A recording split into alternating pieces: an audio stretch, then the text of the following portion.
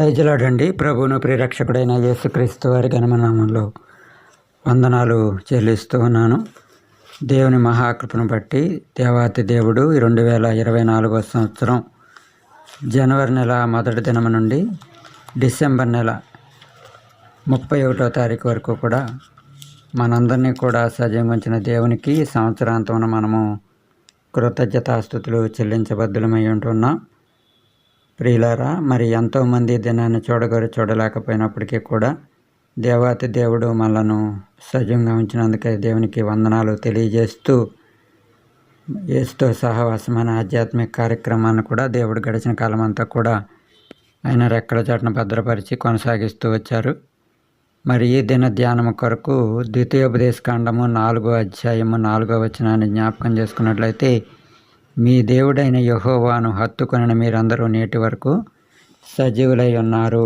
కనుక దేవుని యొక్క లేఖనాల్లో మరి సంవత్సరాంతమున దేవునికి మనము కృతజ్ఞతాస్తుతులు చెల్లించవలసిన విషయాలు కొన్ని అర్థం చేసుకున్నట్లయితే, దేవుడు మనలను సజీవంగా ఉంచినందుకు ఆయనకి కృతజ్ఞతాస్తుతులు చెల్లించాలట.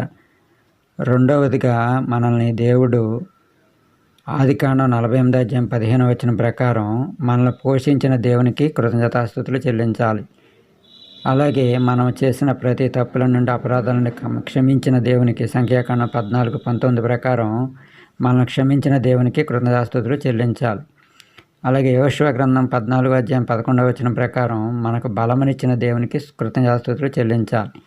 అంత మాత్రమే కాకుండా 2వ దినవృత్తాంతాలు 32వ అధ్యాయం 22వ వచనం ప్రకారం అన్ని వైపుల నుండి వచ్చిన ప్రమాదాలను మనం కాపాడిన దేవునికి స్తోత్రాలు కృతజ్ఞతలు చెల్లించాలి. ఎందుకంటే ప్రియమైనటువంటి సహోదరులారా, 2024 సంవత్సరం జనవరి నెల మొదటి దినం నుండి డిసెంబర్ నెల 31వ తారీఖు వరకు కూడా ఎంతోమంది లోకాన్ని విడిచి వెళ్ళిపోయారు. గనులైన వారు వెళ్ళిపోయారు, ధనికుల వారు వెళ్ళిపోయారు, మరి ఎంతో గొప్ప పదవులు చేపట్టి వారు కూడా వెళ్ళిపోయారు. కానీ ఏ బాధ్యత లేని, ఏ అధికారం లేని, ఏ మరి బలము శక్తి లేని బలహీనమైన మనలను దేవుడు కాచి కాపాడాడు కనుక ఆయనకు మరి కృతజ్ఞతాస్తుతులు చెల్లించాలి. ఎందుకంటే ద్వితీయోపదేశకాండం 11వ అధ్యాయం 12వ వచనం అంటాడు కదా, సంవత్సరాది మొదలుకొని సంవత్సరాంత వరకు ఆయన కనుదృష్టి దాని మీద ఉండను అంటున్నాడు. అది అన్నక్కడ మన పేరు పెట్టుకున్నట్లయితే మనలను సంవత్సరాది మొదలుకొని సంవత్సరాంత వరకు కూడా ఆయన కాపాడాడు. కాబట్టి మనము దేవునికి కృతజ్ఞతాస్తుతులు చెల్లించబద్దులమై ఉంటూ ఉన్నామనేటువంటి విషయాన్ని ఈ యొక్క సమయంలో మనం జ్ఞాపకం చేసుకొని, దేవా గడిచిన కాలం అంతా కూడా నీవు సంవత్సరాది మొదలుకొని సంవత్సరాంతం వరకు కూడా ఈ చివరి దినం వరకు కూడా నన్ను సజీవంగా ఉంచావు, అందుకు నీకు కృతజ్ఞతలు అని చెప్పేసి దేవునికి మనము మరి నిండైన హృదయంతో కృతజ్ఞతాస్తుతులు చెల్లిస్తూ మరి నూతన సంవత్సరాన్ని అందరూ ఎదుర్కోవాలని ప్రభునామములో తెలియజేస్తూ దేవుడి మాటలు మన వెనుకలో దీవించి ఆశీర్వదించునుగాక. ప్రార్థన. పరిశుద్ధుడా, ప్రేమగల తండ్రి, మీకు ఘనమైన నామమున స్తోత్రాలు.